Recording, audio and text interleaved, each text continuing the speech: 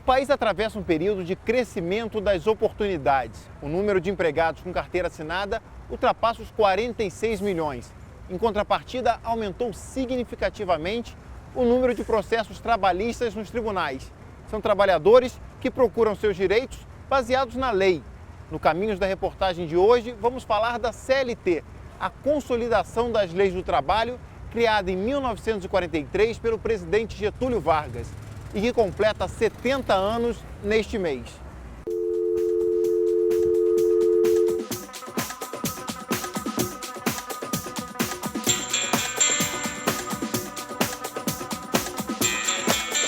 A você, trabalhadora do nosso Brasil, que madrugou, já está aí na correria, vai tomar o ônibus, o metrô, iniciando mais um dia de trabalho. Bom dia, com muito carinho. Você que se liga na Rádio Nacional Brasília 980 AM.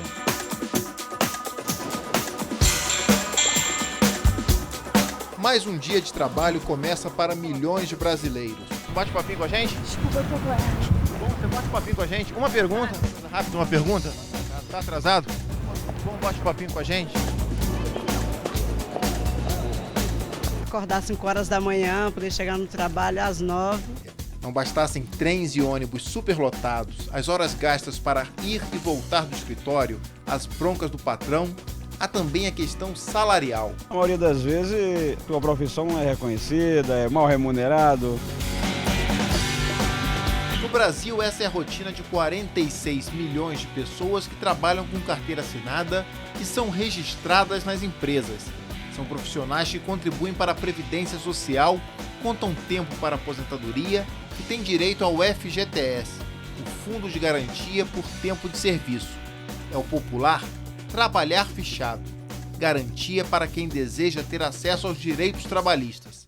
A vantagem dos 40% em caso de demissão sem justa causa, as garantias de férias, 13º salário. Qualidade pelo menor preço, aproveitem, moleza, hein?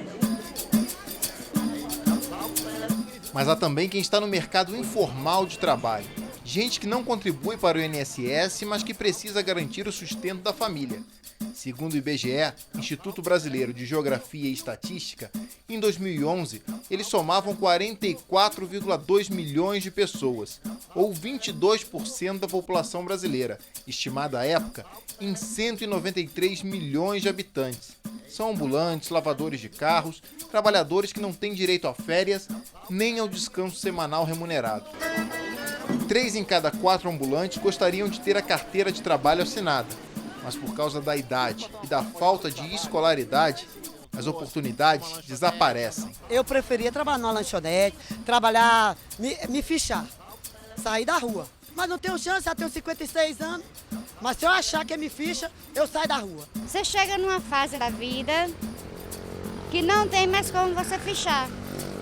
Entendeu? As empresas não te procuram mais. Sem registro formal, o profissional fica mais distante dos direitos trabalhistas. Você não tem férias? Não tenho férias.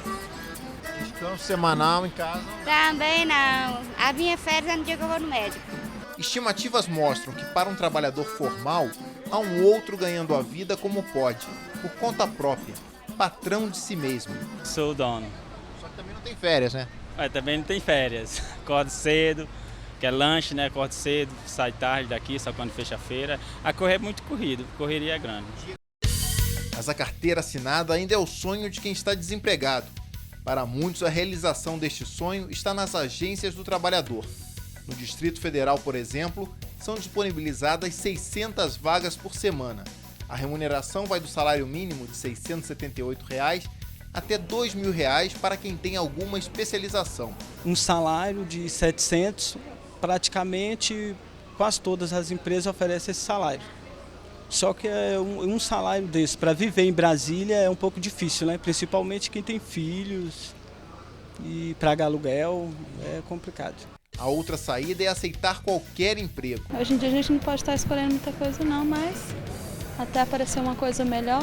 Na espera pela senha, cada um tem um motivo para buscar a formalização. Vai que eu esteja fazendo um bico, vai que acontece um acidente comigo, aí eu não tenho como eu dar uma entrada no INSS. Não tem nada constando como é que eu esteja fichado, registrado em nada.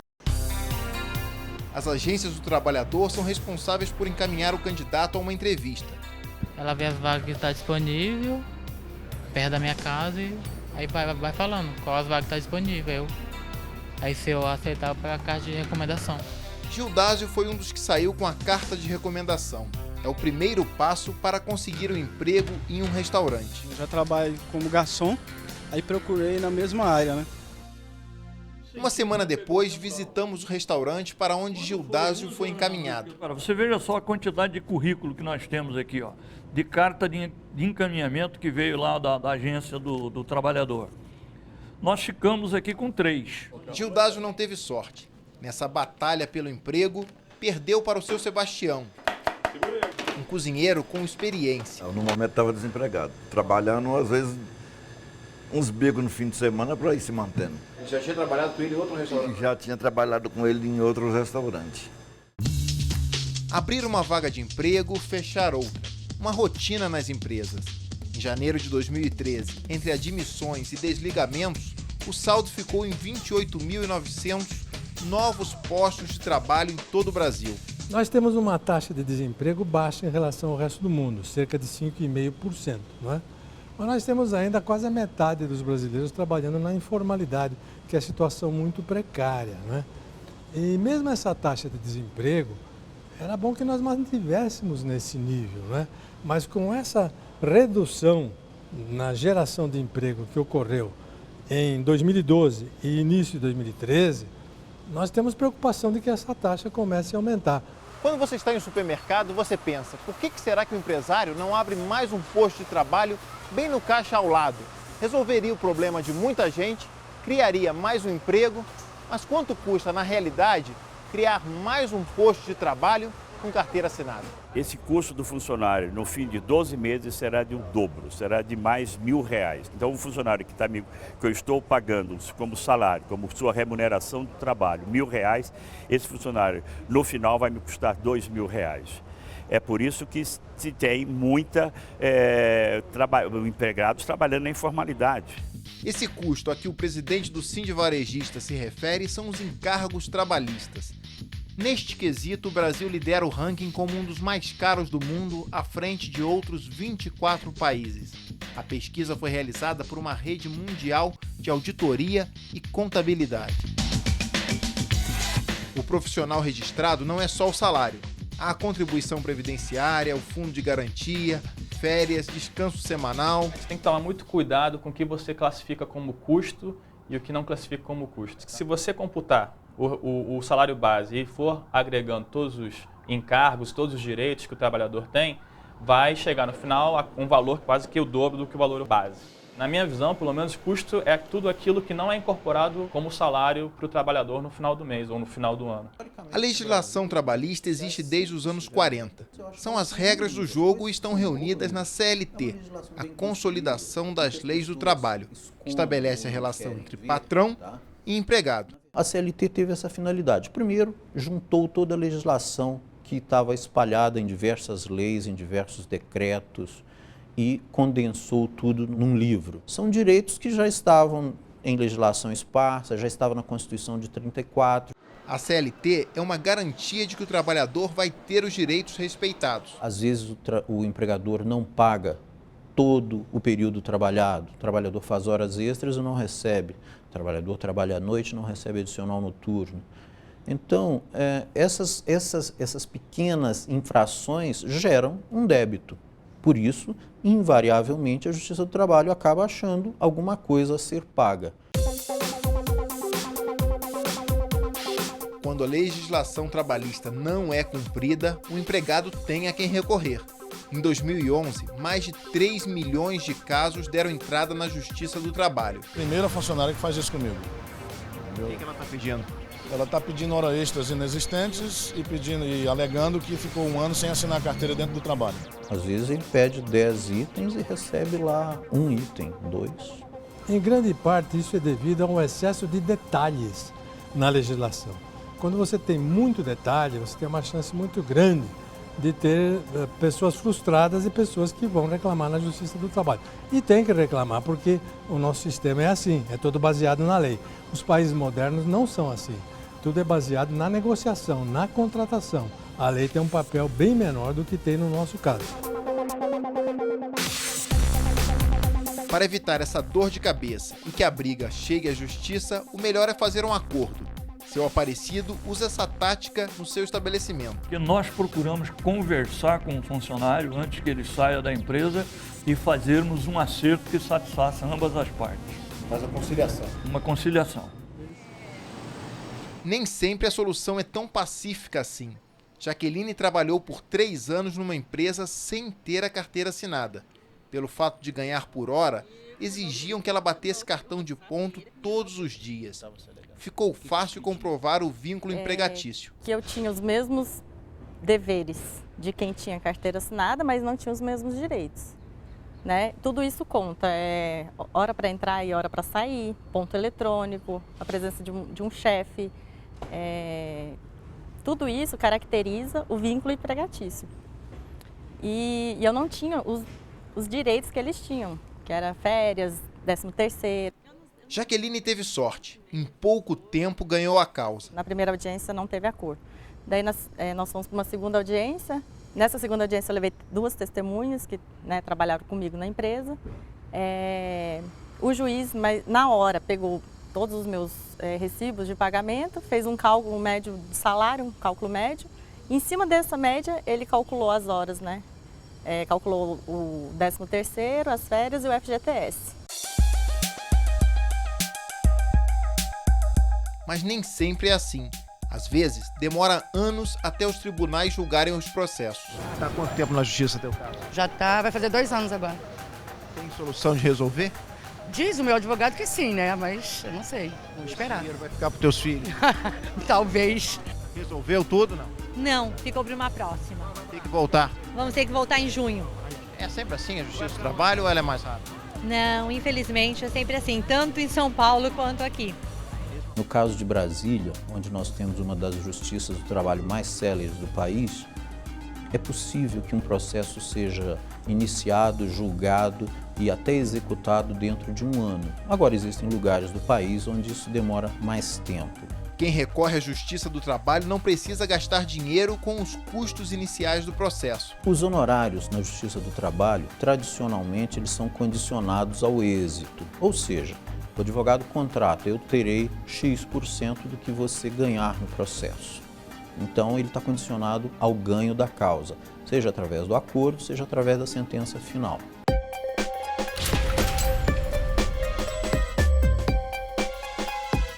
É um dos setores mais aquecidos da economia. A construção civil não para. As obras estão por todas as cidades. São pedreiros, eletricistas, ferreiros, armadores, gente que coloca um prédio em pé, mas que também sofre quando os direitos trabalhistas mais básicos são descumpridos pelas construtoras.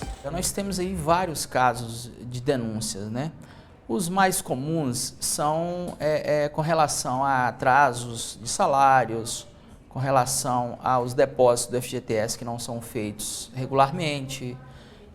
Temos aí denúncias com relação à carteira de trabalho que são retidas, não são devolvidas dentro dos prazos estipulados pela lei. Nossa equipe chegou ao Sindicato dos Trabalhadores da Construção Civil do Distrito Federal justamente no dia em que 150 operários demitidos esperavam a homologação da rescisão para receber seus direitos. Todo mundo aqui com os contratos de rescisão, de carteira para ser dado baixa e até agora estamos aguardando e nada. Já tinha gente lá de 3 anos, tinha 2 meses de FGTS. Teme tomar um calote? Temo porque já houve conversa lá de que a firma ia registrar falência, essas coisas, né? Então o meu temor é esse mesmo, de tomar um calote. Não só eu, como todos aqui, né? Tem muitas empresas que não têm uma idoneidade financeira, ela faz um acordo verbal com o trabalhador, você vai trabalhar por tarefa, por produção, e às vezes ao final dessa tarefa, dessa produção, não honra com esses trabalhadores. Estrela brasileira no céu azul, iluminando de norte a sul. É o que dizia a letra da propaganda da Varig, mas a companhia, fundada em 1927, foi atingida por uma crise financeira. Em 2010, fechou as portas no rastro das falências de várias empresas aéreas, como a VASP e a Transbrasil. O fim da Varig deixou 9 mil pessoas sem emprego, sem receber benefícios e sem o prometido fundo de aposentadoria. Os encargos trabalhistas ficaram praticamente a ver navios. O dissídio, que ficou também pendente, como também o fundo de garantia, que não foram depositados corretamente. Depois de 22 anos trabalhando na Varig, José Gomes teve que recomeçar. Hoje é dono de uma agência de turismo. Vender passagens aéreas é a sua especialidade. Com o conhecimento que você adquire, você monta uma empresa voltada para o mesmo segmento de turismo brasileiro.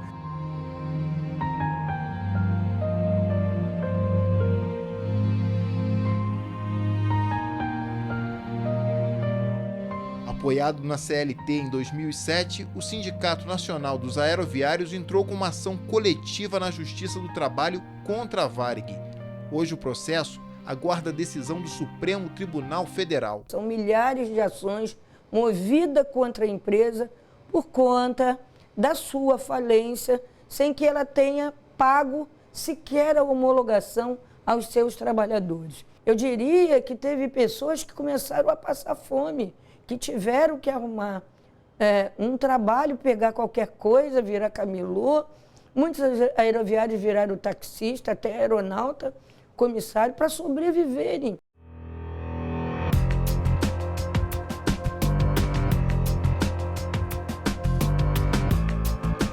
Em 2007, deu entrada na Justiça a maior ação trabalhista do país. Os ex-funcionários de uma fábrica de venenos em Paulínia buscavam uma indenização da Shell e da BASF. Tive cirurgia do pulmão, cirurgia da próstata. Eu, por causa da minha correria contra a minha saúde, eu não precisei fazer quimioterapia. Mas se eu tivesse bobeado, talvez eu não estaria aqui hoje conversando com você. O caso foi até a instância máxima, o Tribunal Superior do Trabalho em Brasília.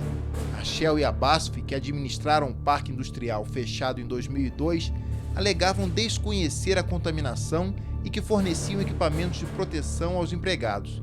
O senhor manuseava realmente com pesticidas, com venenos, e eles diziam que não tinha risco algum de contaminação? A linguagem lá dentro da empresa, que o nosso grau de exposição era seguro, Só que não tinha um monitoramento adequado da nossa exposição. Eu acredito que isso já era proposital, porque se tivesse um monitoramento adequado desde o início, talvez hoje a gente não teria tantas mortes, porque o sistema de proteção coletivo, ele foi cheio de falhas lá dentro, Hoje a gente chega a isso com muita clareza, com muita propriedade. Em abril deste ano, os 1.068 trabalhadores de Paulínia aceitaram fazer um acordo para encerrar a ação.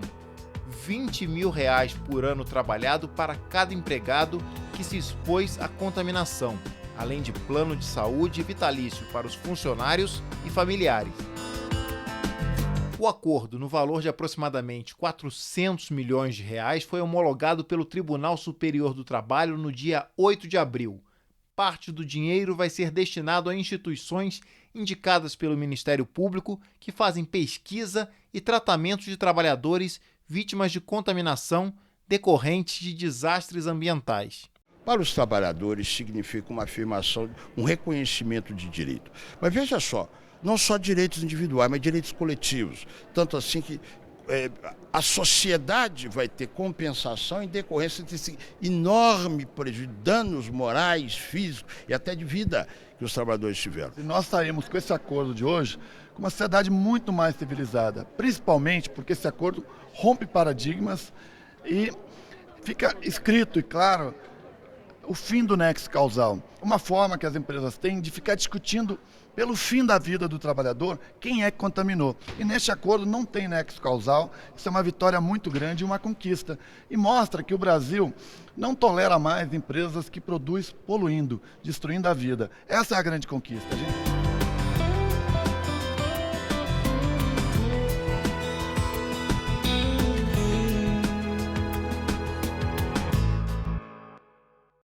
Avenida Presidente Vargas, no centro do Rio de Janeiro. Praticamente cada estado brasileiro tem uma rua ou uma avenida que homenageia o presidente Getúlio Vargas. Afinal, ele foi o governante que mais editou leis trabalhistas. Graças a ele, os trabalhadores passaram a ter direito a férias, a pensão, a aposentadoria, a jornada de trabalho de 8 horas diárias. No próximo bloco, vamos voltar no tempo. Vamos até um período que ficou conhecido como Era Vargas.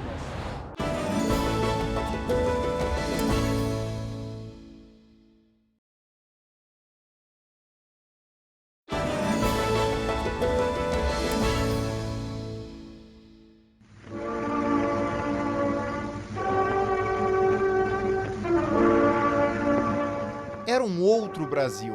O país do início da década de 40 tinha 41 milhões de habitantes, mas apenas 13 milhões viviam nas grandes cidades.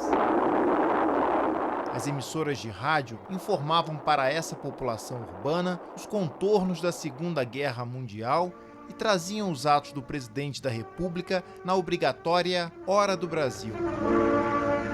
O Departamento de Imprensa e Propaganda vai transmitir a Hora do Brasil deste dia 7 de setembro. De 1930 a 1945, o país foi governado pelo mesmo presidente, um gaúcho baixinho que quase sempre aparecia nas fotos com um charuto entre os dedos e um sorriso nos lábios. Getúlio Vargas era extremamente popular. Por que que Getúlio deixou uma marca tão forte na história brasileira? E uma marca sempre ligada ao desenvolvimento, ao nacionalismo e ao trabalhismo, aos trabalhadores. Ele foi o presidente que teve mais tempo de governo na história de todos os presidentes brasileiros. Para os padrões da época dele, ele foi um grande realizador. Realizador, mas polêmico. Desde a implantação do Estado Novo em 1937, Getúlio governou sem o Congresso, sem partidos políticos, com rígida censura e muita propaganda para alardear os feitos de sua administração. O Estado Novo é um momento da chamada Era Vargas, em que o presidente Getúlio assume como chefe de um Estado forte, intervencionista, centralizador, ditatorial. É claro que ele não se intitula como ditador, os ditadores geralmente não gostam desse título, ele é o chefe do Estado Novo e nessa qualidade, inclusive, ele é reconhecido e nomeado. A história de Vargas está neste memorial instalado em 2004 no subsolo de uma praça no bairro da Glória, no Rio de Janeiro. Aqui estão fotos, vídeos e charges que mostram o ex-presidente como um empreendedor, um político que soube desenvolver o país e, ao mesmo tempo, olhar pelas classes trabalhadoras.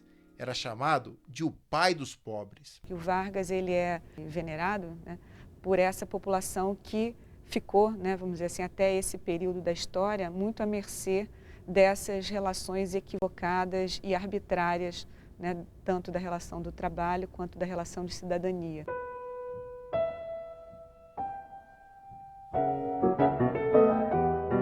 A CLT, Consolidação das Leis do Trabalho, é considerada uma das principais obras deixadas por Vargas. Conta a história que, ao assumir o poder em 1930, Getúlio já olhava para a classe operária pensando no futuro. Tanto que, no mesmo ano, criou um ministério que ainda não existia, do Trabalho, Indústria e Comércio. A partir de 1930, na Era Vargas, aqui foi instituído o Ministério do Trabalho. Não existia antes o Ministério do Trabalho? Não existia, um Ministério específico para as relações do trabalho. No Centro de Referência do Trabalhador em Brasília, os painéis contam a história do trabalho no Brasil. Em destaque, os móveis do gabinete do ministro, a pasta, o telefone e outra inovação daqueles anos.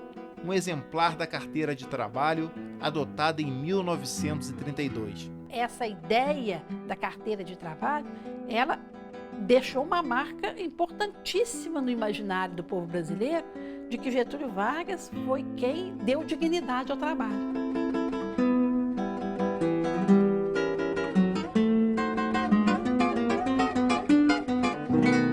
Esse exemplar de carteira de trabalho tem 74 anos. Foi emitido em 1939 em nome de João Pereira. Aos 99 anos, ainda trabalha. Aposentado em 1968, seu João voltou ativo em 1974 e pode ser visto todos os dias na portaria executiva do Ministério da Justiça em Brasília. Ele diz que não gosta de ficar em casa. Isso aqui eu ganho muito pouquinho, mas ficar em casa, Carlos, é um suplício de uma saudade. Mesmo que tu goste de livro, mesmo que tu goste disso, depois aqueles dias começam a ficarem longos. Há quem diga que o seu João é o trabalhador mais antigo do Brasil. E o senhor trabalha desde quantos anos? Eu desde 10 anos. Desde 10 anos? É, meu tio me levou e botou para trabalhar com ele lá na marcenaria. Lá em Sergipe? Lá em Sergipe, em Propriá. Da marcenaria em Propriá para o Exército. E daí, não parou mais. Depois o senhor foi para onde? Foi ser motorista de quem? Do Coronel Viriato Vargas. Viriato Vargas era? Irmão do Getúlio. Enquanto seu João Pereira teve a ajuda direta da família Vargas, milhões de brasileiros foram beneficiados na forma da lei, fosse com salário mínimo ou com a instalação da Justiça do Trabalho. Inovações patrocinadas pelo governo do presidente Vargas. Ele veio editando leis desde que ele tomou posse em 1930. Durante 13 anos foram sendo elaboradas várias leis, que depois foram compiladas, reunidas na CLT. De 38 a 44, que 45 as coisas mudam, esse período é um período muito importante para a construção dessa narrativa que se incorpora à memória nacional, de que deve-se a Getúlio a feitura de um conjunto legislativo tão significativo na área social. Neste prédio, no centro do Rio, funciona hoje o Tribunal Regional do Trabalho. Antes da mudança da capital para Brasília, este era o endereço do Ministério do Trabalho. Na entrada, um busto dourado mostra bem quem era o chefe da nação naquela época. Nos andares superiores, salões preservados guardam a decoração dos anos 40. Esse aqui é o Salão Nobre, no 8º andar do Ministério do Trabalho. Aqui é a mesa histórica, que foi uma mesa que o Getúlio Vargas assinou a consolidação da Lei do Trabalho. Então foi aqui, 1º de maio de 43, a assinatura é aqui. A assinatura é aqui. Os jornais de época mostram que mais de 100 mil pessoas foram à esplanada do Castelo para ouvir o discurso de Vargas aos trabalhadores naquele 1º de maio, há 70 anos. O 1º de maio, a partir de 38, ele vai ser comemorado tanto aqui no Ministério do Trabalho, aqui na esplanada do Castelo, como também depois no Estádio de São Januário. Ao longo dos anos, enquanto Estado Novo, ele vai sendo comemorado cada ano com um tipo de anúncio que beneficiasse as classes trabalhadoras. Uma comissão liderada pelo ministro do Trabalho pernambucano Alexandre Marcondes Filho ficou encarregada de elaborar a CLT. O decreto-lei assinado por Getúlio oficializando a nova lei foi publicado no Diário Oficial em 9 de agosto de 1943, mas só entrou em vigor em 10 de novembro do mesmo ano, dia da criação do Estado Novo. Dizem que a consolidação das leis do trabalho foi inspirada na Carta de Lavoro do governo de Benito Mussolini na Itália, mas historiadores e juristas discordam dessa versão. Essa é, de um lado, uma forma muito simplista de ver a consolidação das leis do trabalho no Brasil. E de outra, é uma forma que foi muito utilizada pela oposição a Vargas. Por que dizer isto é, evidentemente, acusar Vargas de fascista. Ela reflete, mas reflete numa parte pequena do texto a Carta do Lavoro, apenas na parte do direito coletivo. Erradamente, muita gente diz que a CLT é uma cópia fascista. Não é verdade. Esta placa na tribuna de honra de São Januário, estádio do Vasco da Gama, seria a prova de que a CLT foi anunciada ali, local que muitas vezes foi palco das cerimônias de 1º de maio, comandadas por Getúlio. O exemplo mais cristalino dessa utilização se deu em 1943.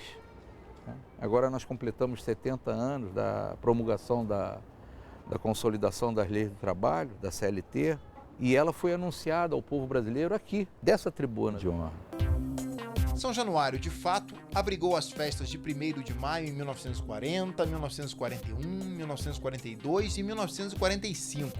Eram eventos gigantescos, que serviam para aproximar Vargas dos trabalhadores. Assim como as pessoas iam assistir às partidas de futebol, cada vez mais imbuídas do espírito de participantes do jogo, elas também iam para o campo do Vasco da Gama, imbuídas do seu lugar de sujeitos da história, no caso de uma história do mundo do trabalho, em que eles tinham um papel proeminente, como lhes era dito pelo próprio presidente da República. Futebol e samba, um binômio brasileiro bem aproveitado pelo Estado Novo. Quem trabalha é que tem razão, eu digo e não tenho medo de errar. O bom de São Januário, leva mais de um operário, sou eu que vou trabalhar. Numa época em que o governo adotou como política exaltar o trabalhador, uma opção era influenciar os compositores. O objetivo era tê-los como aliados do Estado Novo. E o malandro sempre foi exaltado pelo compositor popular, porque ele, compositor popular, sempre foi malandro. Por exemplo, o Wilson Batista, que foi um malandro célebre, um malandro clássico. Em 1940, o Wilson Batista muda radicalmente como compositor popular, esperto que ele era. Então, quem trabalha que tem razão, eu digo e não tenho medo de errar. O Bom de São Januário leva mais um operário, sou eu que vou trabalhar. Ele declara-se amante do trabalho, o que não era uma verdade. Ele nunca foi do trabalho. Mas ele precisava fazer a média com o governo. Ah, com certeza. Brasil, meu Brasil brasileiro. Por que não o grande compositor da época, que era Ari Barroso, não fazer também a sua contribuição ao país? Da morena cestrosa e olhar indiscreto. A ode ao Brasil, a ode ao trabalho, a ode à superpopulação.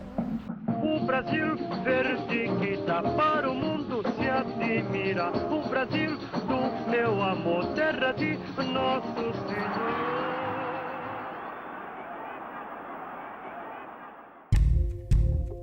Mesmo com a ajuda dos sambistas e o apoio da classe trabalhadora, Getúlio foi deposto da presidência em outubro de 1945, mas voltaria ao poder, ganhando as eleições de 1950.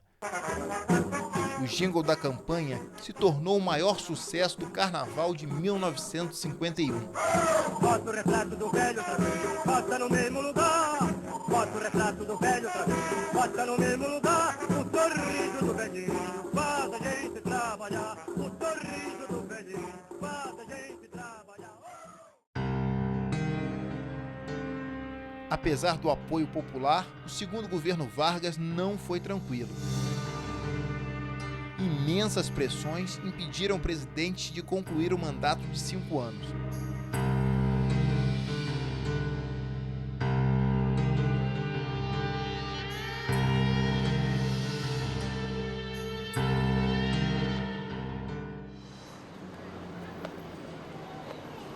Getúlio deu fim à vida com um tiro no peito em agosto de 1954, nas dependências do Palácio do Catete.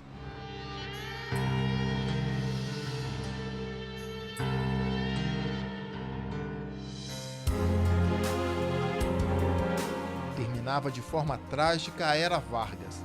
A imagem do presidente popular, que falava diretamente aos trabalhadores do Brasil, ficou marcada na história do país. A partir de Vargas, a gente tem um modelo de presidente. Esse modelo, em grande parte, ele também ainda é vigente.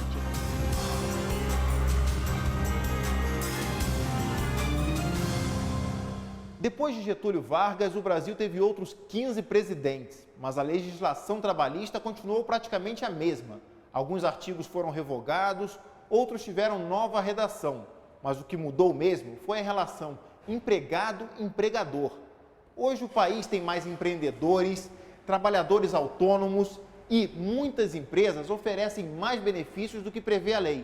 É o que você vai ver no próximo bloco.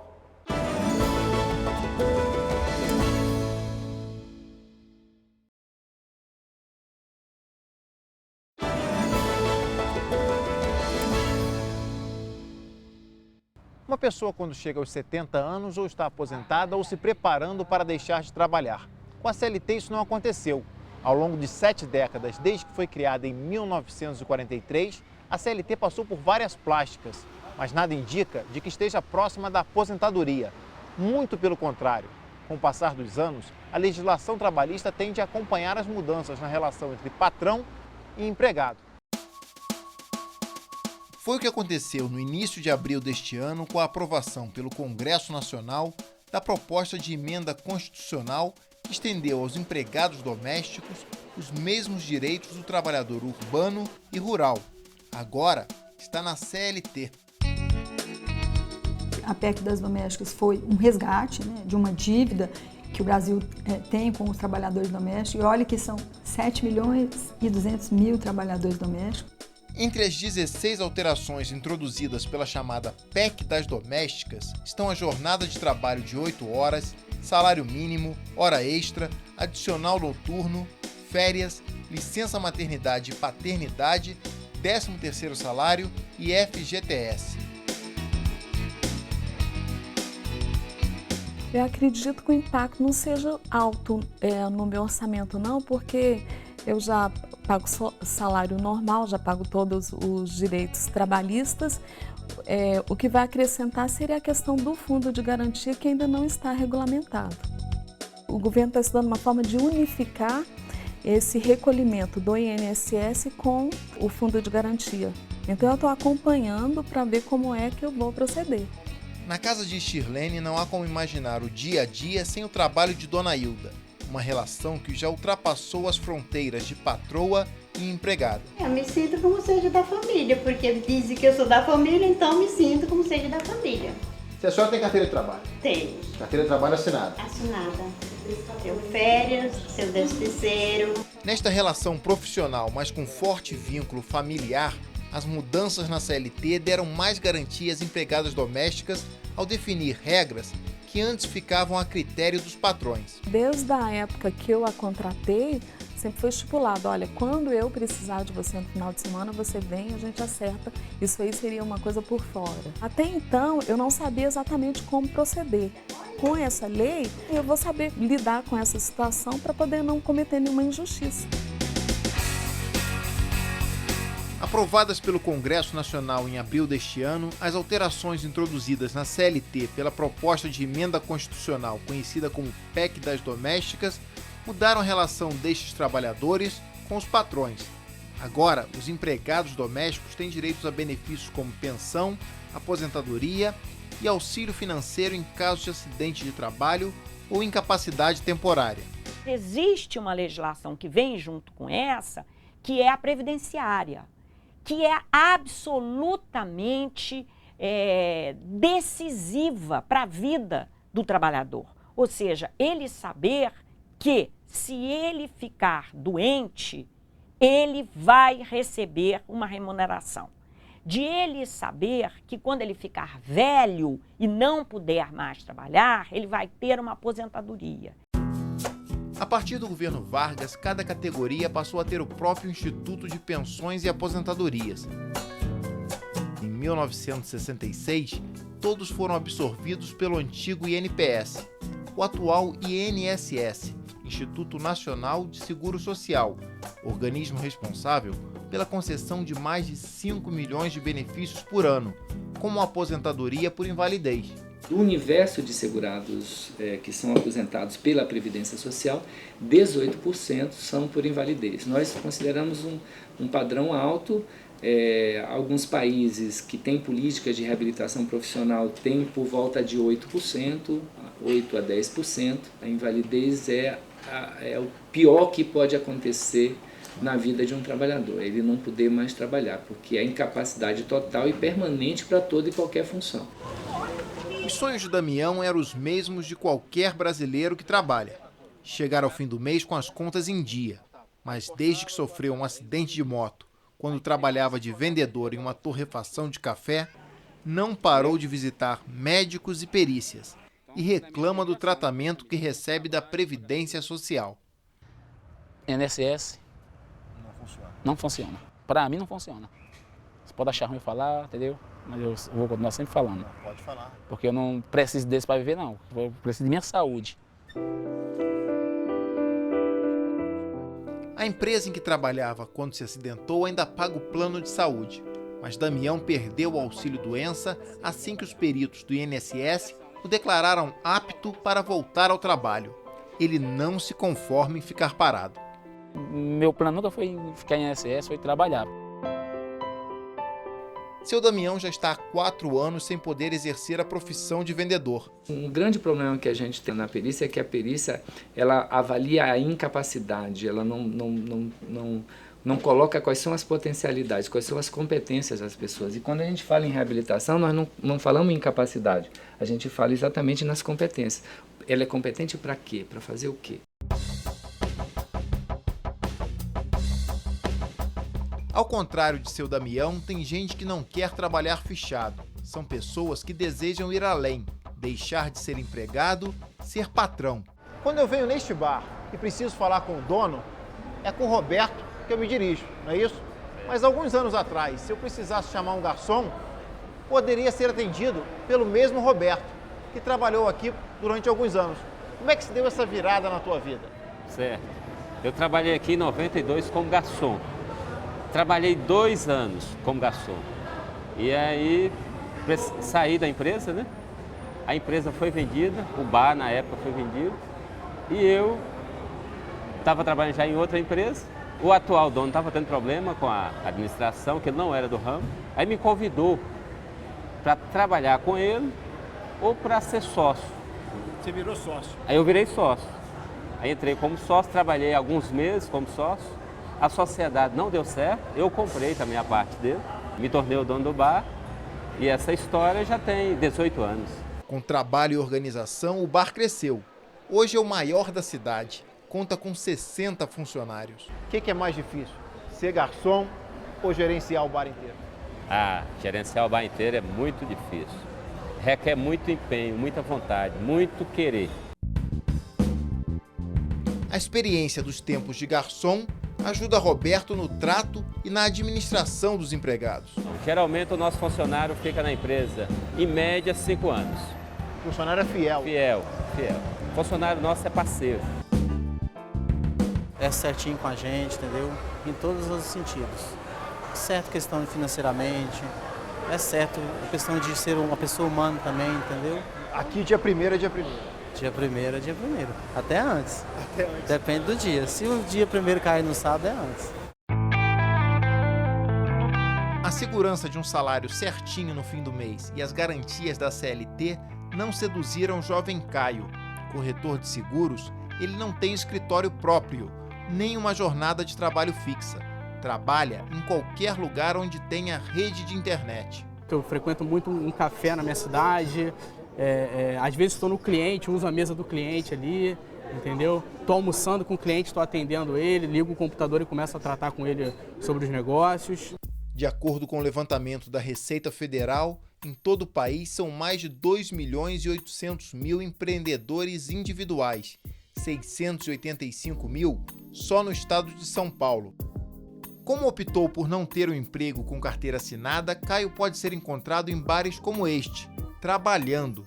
Ao celular, está sempre pronto para atender a clientela e dar a receita. Para ficar no mercado, quem trabalha por conta própria precisa de disposição e muita disciplina.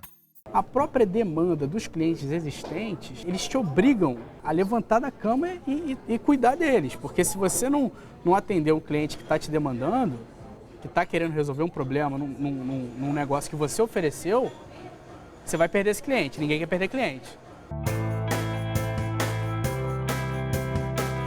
Disciplina que os funcionários desta multinacional do setor de tecnologia também precisam ter para não cair na tentação de trocar as tarefas do dia a dia por horas de lazer no tênis de mesa, na sinuca, no simulador ou se deliciando com as guloseimas disponíveis gratuitamente. Localizada no centro de São Paulo, a empresa criou instalações nada convencionais para um ambiente de trabalho. É um ambiente humano, digamos, né? Você não precisa, para ser sério, para trabalhar, fazer suas tarefas, você não precisa ter um ambiente ali super burocrático. Diferente na decoração despojada, a empresa também surpreende na hora de contratar. Eu fui contratada, eu estava grávida. Minha gravidez foi super bem-vinda, em nenhum momento foi uma questão. Tive uma licença maternidade de 6 meses, então eu cheguei, fiquei um tempo, já logo saí para a licença, tive todo o apoio. E o que dizer de trabalhar num escritório sem necessidade de terno e gravata? A empresa apostou que dando mais liberdade aos empregados pode estimular a criatividade. A gente brinca que a gente é super mimado aqui dentro, né?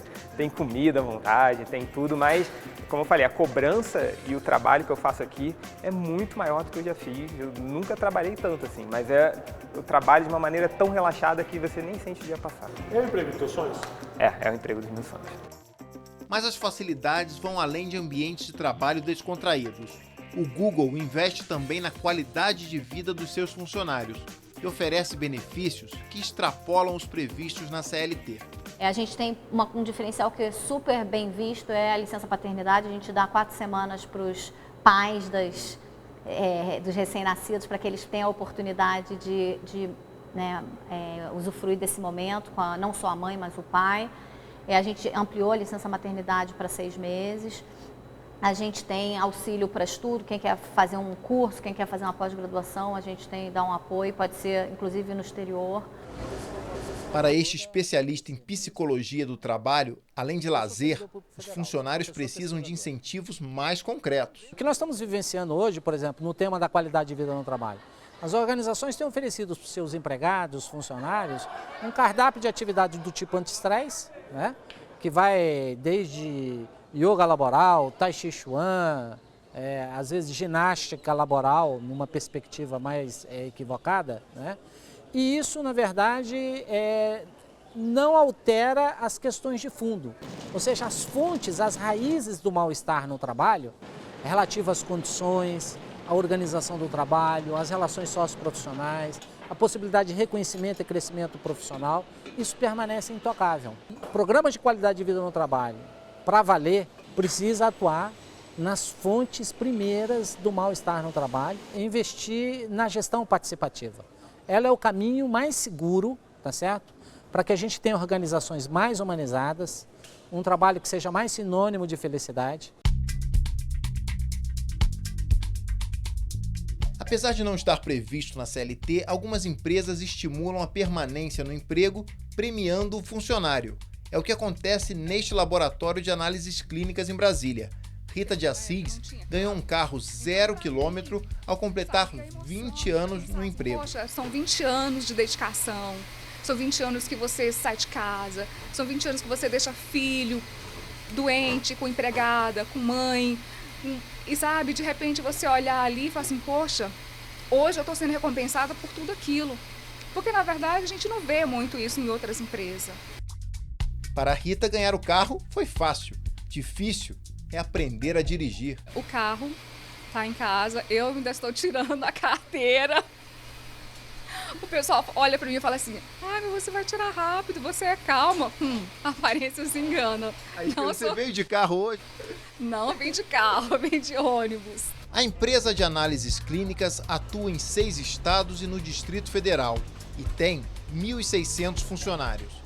Há 7 anos, ela é considerada um dos melhores lugares para se trabalhar no Brasil. Tantos são os benefícios oferecidos aos seus empregados, aqui chamados de colaboradores. A empresa divulga as metas que devem ser alcançadas e os funcionários todo mês têm acesso a esses resultados dessas metas. E aí 2 vezes no ano, na verdade, a gente recebe uma participação nos lucros da empresa. Isso está variando em torno de 1,5 a 2 salários por ano a mais por participação nos lucros.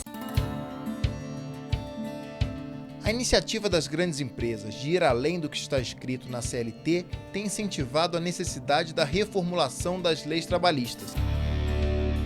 A Confederação Nacional da Indústria, por exemplo, está sugerindo um pacote com 101 propostas de mudanças. O empregado hoje ele tem condição seja porque os sindicatos são mais fortes, seja porque ele é ciente dos seus direitos e tem condições de discutir com o seu empregador o que é mais favorável a ele e ao seu empregador para atender a sua demanda.